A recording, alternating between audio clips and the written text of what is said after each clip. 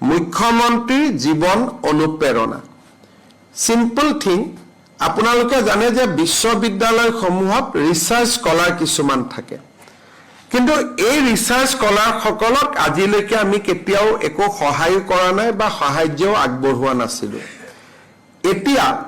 যিসকলে চৰকাৰী বিশ্ববিদ্যালয়ত ৰিসাৰ্চ কৰি আছে প্ৰাইভেটত কৰিলে নহব ৰয়েল গ্লোবেল বা আন বিশ্ববিদ্যালয়ত যিসকলে চৰকাৰী বিশ্ববিদ্যালয়ত গৱেষণা কৰি আছে তেখেতসকলক আমি এককালীন 25,000 টকা আগবঢ়াম কিন্তু ইয়াত যদি কোনোবা দিব্যাংগ ৰিসাৰ্চ স্কলাৰ আছে তেতিয়া তেওঁ 40,000 টকা পাব যদি তেওঁ ফিজিক্যালি চ্যালেঞ্জ হয় যাক আমি দিব্যাংগ বুলি কওঁ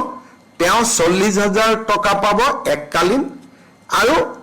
আন ৰিসাৰ্চ স্কলাৰ সকলে 25,000 টকা পাব আৰু ইয়াৰে পোৰ্টেলটো আমি খুব সোনকালে খুলি দিম আৰু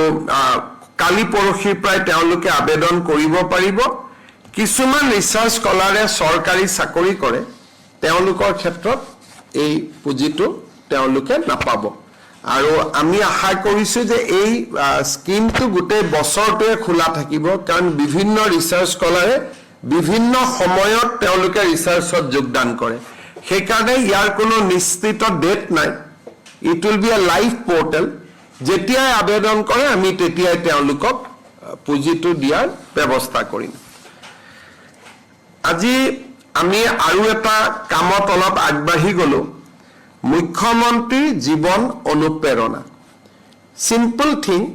আপোনালোকে জানে যে বিশ্ববিদ্যালয়সমূহত ৰিসাৰ্চ স্কলাৰ কিছুমান থাকে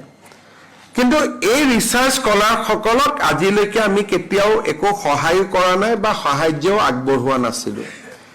এতিয়া যিসকলে চৰকাৰী বিশ্ববিদ্যালয়ত ৰিসাৰ্চ কৰি আছে প্ৰাইভেটত কৰিলে নহব ৰয়েল গ্লোবেল বা আন বিশ্ববিদ্যালয়ত যিসকলে চৰকাৰী বিশ্ববিদ্যালয়ত গৱেষণা কৰি আছে তেখেতসকলক আমি এককালীন 25,000 টকা আগবঢ়াম কিন্তু ইয়াত যদি কোনোবা দিব্যাংগ ৰিসাৰ্চ স্কলাৰ আছে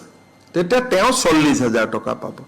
যদি তেওঁ ফিজিক্যালি চ্যালেঞ্জ হয় যাক আমি দিব্যাংগ বুলি কওঁ তেওঁ 40,000 টকা পাব এককালীন আৰু আন ৰিসাৰ্চ স্কলাৰ সকলে 25,000 টকা পাব আৰু ইয়াৰে পোৰ্টেলটো আমি খুব সোনকালে খুলি দিম আৰু কালি পৰখি প্ৰায় তেওঁলোকে আবেদন কৰিব পাৰিব কিছুমান ৰিসাৰ্চ স্কলাৰে চৰকাৰী চাকৰি কৰে তেওঁলোকৰ ক্ষেত্ৰত এই পুঁজিটো তেওঁলোকে নাপাব আৰু আমি আশা কৰিছো যে এই স্কিমটো গোটেই বছৰটোৱে খোলা থাকিব কাৰণ বিভিন্ন ৰিসাৰ্চ স্কলাৰে বিভিন্ন সময়ত তেওঁলোকে ৰিসাৰ্চত যোগদান কৰে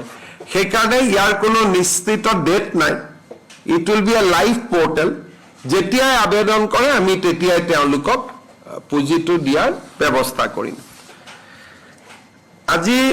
আমি আৰু এটা কামত অলপ আগবাঢ়ি গলো